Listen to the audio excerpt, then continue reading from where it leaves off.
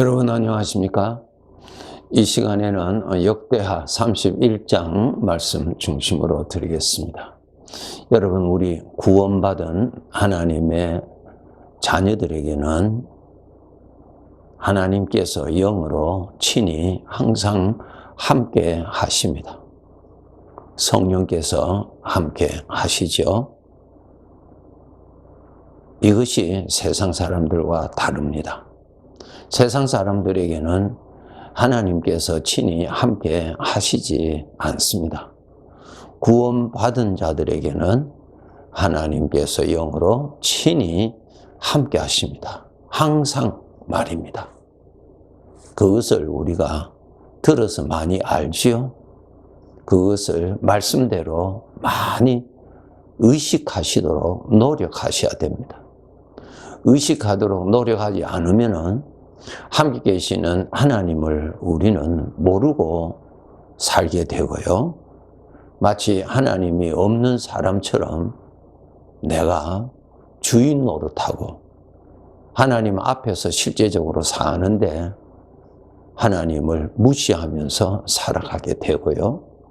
또 하나님 앞에서 교만하게 살아갈 수가 있습니다. 왜? 하나님을 모르니까, 계시는데도 알지 못하니까요. 그래서 우리 하나님의 자녀들은 항상 노력하시기를 말씀대로 하나님께서 영으로 함께 하시는 것을 의식하도록 노력하셔야 됩니다. 주님이 함께 계시니까 주님을 섬기는 자로서 겸손하도록 노력해야 되고, 주님을 높이도록 노력해야 되고, 또 주님이 보시는 데서, 들으시는 데서 사니까 항상 조심할 수밖에 없지요. 계명을 지키는 그런 차원이 아니고 실제로 주님이 함께 계시니까 주님의 마음을 괴롭히는, 불편하게, 불쾌하게 해드리지 않도록 노력해야 됩니다. 이것이 살아있는 신앙입니다. 주님이 나의 삶에 계시니까 돌보아 주십니다. 그분이 돌봐주시지 아니하시면 우리는 하나님의 아들답게 살아갈 수가 없습니다. 신앙생활을 할 수가 없고요. 또 죄에 빠집니다.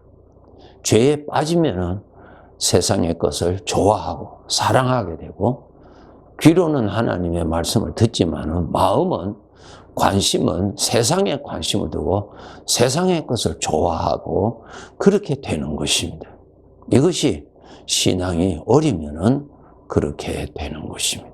그러니까 신앙이 많이 자랐다는 말은 주님이 함께 계시다는 것을 의식이 잘 되는 사람, 그리고 그 주님 앞에서 사는 삶이 더욱더 많아진다는 뜻입니다.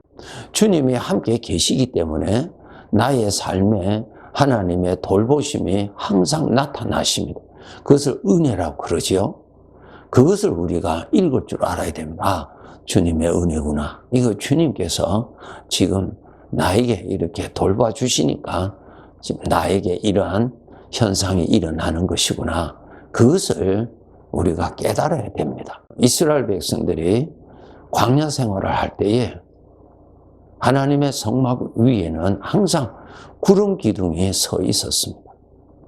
밤에는 그 구름 기둥을 볼 수 있도록 하나님께서 불을 두셔서 밤낮으로 그 구름 기둥을 볼 수 있도록 해 주셨습니다. 사람의 눈으로 볼 때는 구름 기둥이지만은 그것을 보고 사람은 어떻게 생각해야 됩니까?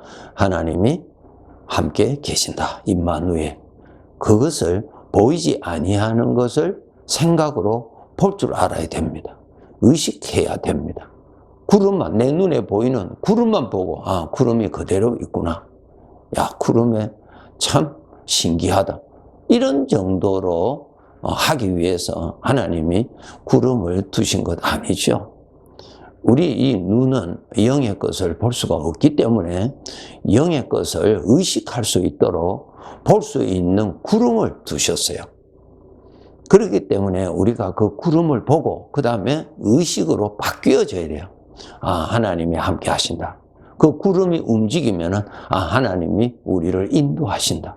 그 구름이 가는 쪽이 바로 하나님께서 나를 인도하시는 방향이다. 이렇게 우리가 바르게 아는 것입니다. 그와 마찬가지로 오늘날도 그 구름과 같은 것이 무엇이냐면 성경 말씀입니다. 여러분 성경을 읽어보시면 하나님께서 이렇게 하신다라고 하는 기록이 있죠. 그러면 그 기록을 우리가 읽고 그 다음에는 의식하도록 생각으로 여러분 노동하셔야 됩니다. 아, 하나님이 말씀대로 이렇게 계시구나. 우리들에게 하나님께서 말씀으로 분명히 말씀하셨잖아요. 내가 너와 함께 한다고요. 그러면 그 말씀을 읽고 그 말씀을 이렇게 읽음으로 끝나는 것이 아니라 그 다음에 말씀대로 의식을 하셔야 돼요. 아, 하나님이 천지를 지으신 하나님께서 내 생에 나라는 존재에 함께 하신다. 내가 고아와 같이 홀로 이렇게 있는 존재가 아니구나. 하나님께서 함께 하시는 자이구나. 이것을 말씀을 통해서 의식하셔야 됩니다. 생각을 하셔야 돼요. 예. 그러한 하나님이 영으로 계시는 그러한 환경 속에서 우리가 살아야 합니다. 그러니까 하나님께서 나의 삶에 계시니까 또 돌봐주시니까 하나님의 수고하시는 것이 나타나죠. 그러면 우리는 그 나타나는 것을 읽을 줄 알아야 됩니다. 우리 눈에 보이는 저 나무가 흔들릴 때가 있어요. 그럼 우리는 내 눈에 보이지 아니하는 바람을 알잖아요. 아, 바람이 부는구나. 바람이 이쪽에서 저쪽으로 부는구나. 강하게 부는구나. 우리 눈에 보이지 아니하는 바람을 우리가 의식하잖아요. 바람을 언급하잖아요. 나무가 움직이는구나. 그렇게 말하지 않잖아요.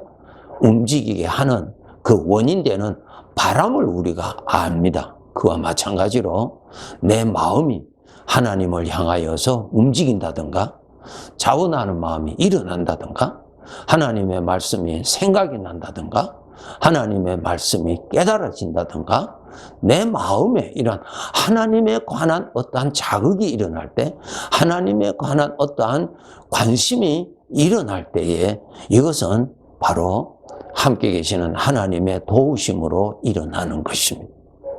호수에 바람이 불 때 그 호수에 파장이 일어나잖아요.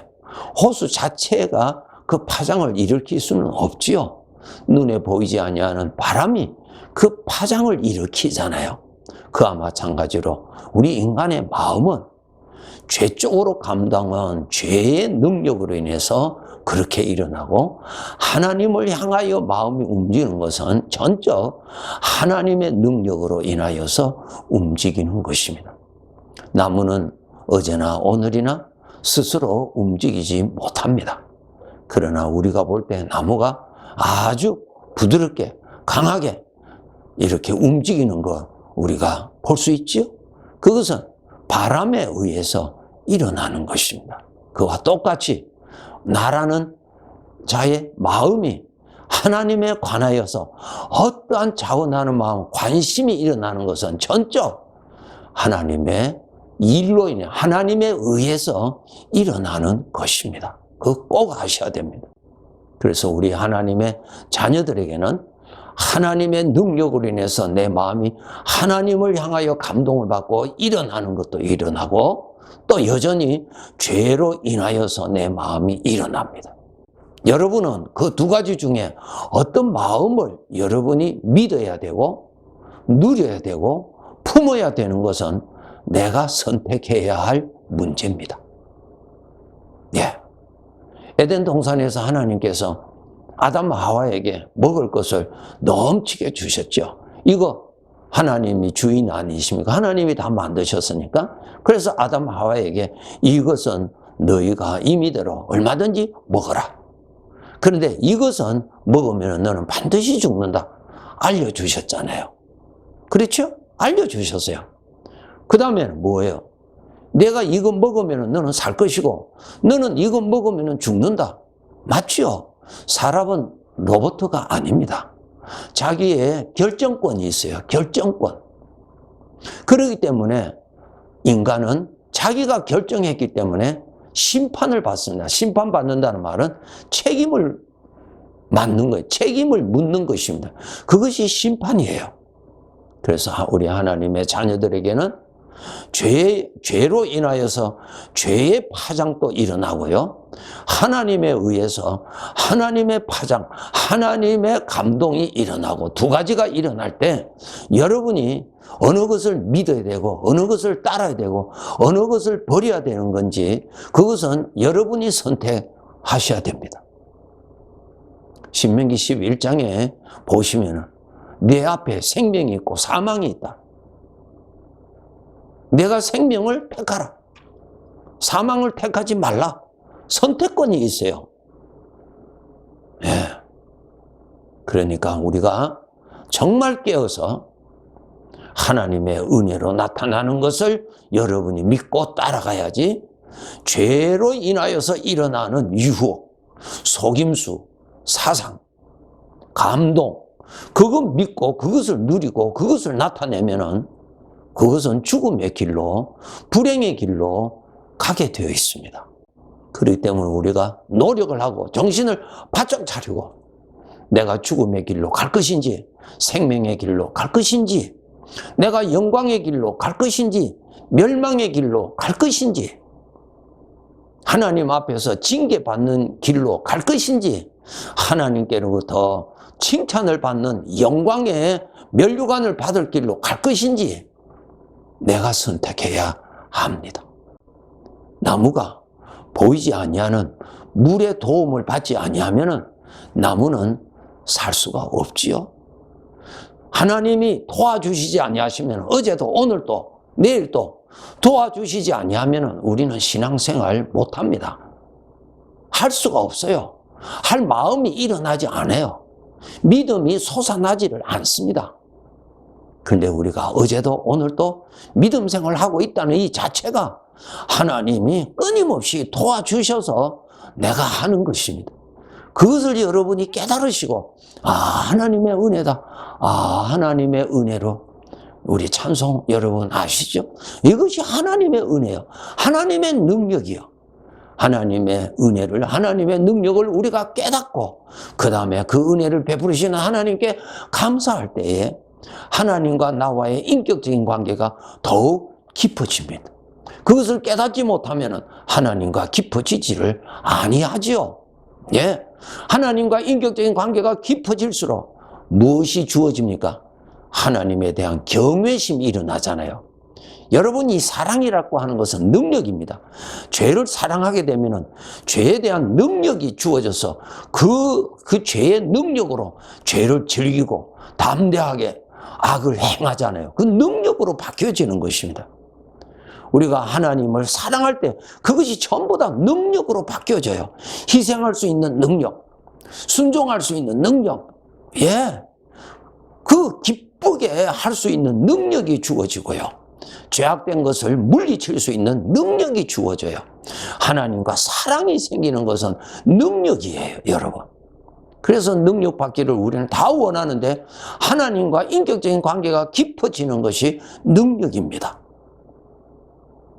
그러면은 나의 일상생활에 하나님의 은혜를 깨달으시고 이것이 하나님의 손길이구나, 이것이 하나님께서 오늘 또 베풀어 주시는 사랑이구나, 그렇게 베풀어 주시는 하나님을 의식하고 하나님께 감사할 때 하나님과 인격적인 관계가 깊어지고 깊어지는 것을 비례로 해서 사랑이 생기고 그 사랑은 하나님을 높이고 싶고 하나님께 희생하고 싶고, 네. 왜? 그것이 나의 사랑이니까 그렇게 하는 것이 나에게 행복이 되고 나에게 즐거움이 되는 거예요. 하나님께서 말씀하셨죠? 나의 계명은 무거운 것이 아니라 가벼운 것이라고. 예. 사랑하는 자에게는 그것이 무거운 것이 아니라 가벼운 거예요. 기쁘게 하는 거예요. 내가 그렇게 하고 싶은 거예요. 그것이 사랑이에요. 사랑. 하나님의 말씀은 가끔 듣고 세상을 사랑할 때는 하나님 말씀 아무리 들어도 내 마음은 세상을 향하여 가고 싶은 거예요. 그것이 더 좋은데요. 그것이 더 기쁜데요. 하나님 앞에 나아가는 것보다 세상의 것이 훨씬 나를 즐겁게 해주는데요. 그것은 하나님 것보다 세상을 더 사랑해서 사랑에서 오는 것입니다. 우리는 하나님의 자녀들이죠. 하나님을 사랑하는 것. 그것이 능력이고 그것이 나의 행복이요. 고린도전서 15장 10절에 보시면 사도 바울이 이렇게 고백했죠. 내가 나 된 것은 하나님의 은혜다. 내게 주신 그의 은혜가 헛되지 아니하여 내가 모든 사도보다 더 많이 수고하였다. 그러나 내가 한 것이 아니요 오직 나와 함께 하신 하나님의 은혜라. 내가 다른 사도보다 수고를 많이 했어요. 고린도후서 11장에 보면은 사도 바울이 얼마나 어려운 일을 겪었는지 잘 기록되어 있죠. 그런데 그런 가운데서 그는 하나님을 사랑하면서 오는 그 능력으로 그런 어려운 중에서도 하나님을 기쁘시게 섬기고 헌신했다는 것입니다. 사랑의 능력이요. 그는 하나님과 그만큼 가까워졌다는 뜻이죠. 증거입니다, 여러분. 예. 이렇게 우리가 하나님을 가까이, 하나님을 사랑하는 자가 되어야 되겠죠? 하나님을 사랑할 수 있는 아주 좋은 비결이 하나님의 은혜가 나타날 때 은혜인 줄 알고 그렇게 베풀으시는 하나님이 나와 함께 계시는 것을 의식하고 함께 계실 뿐만 아니라 항상 나를 가꿔주시고 돌봐주시고 인도해 주시는 그분의 수고를 깨닫고 그렇게 하시는 하나님의 마음에 일어나는 나를 향하여 부어주시는 사랑을 알고 사랑을 받고 그랬을 때 내 마음에는 자동적으로 하나님을 사랑하게 되는 엄청난 은혜를 더 누릴 수가 있게 되는 것입니다. 나는 인생이 너무 힘들어. 나는 인생이 너무 고달퍼.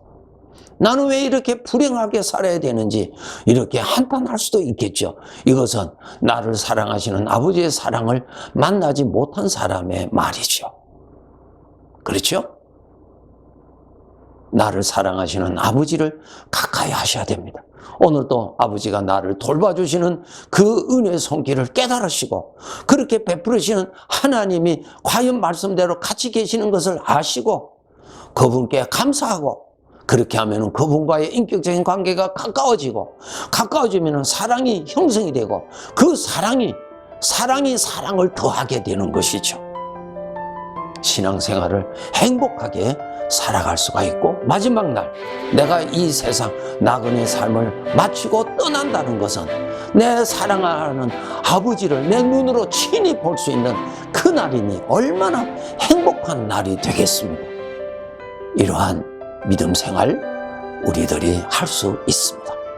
깨어서 열심히 복되게 그렇게 살아갑시다. 네, 감사합니다.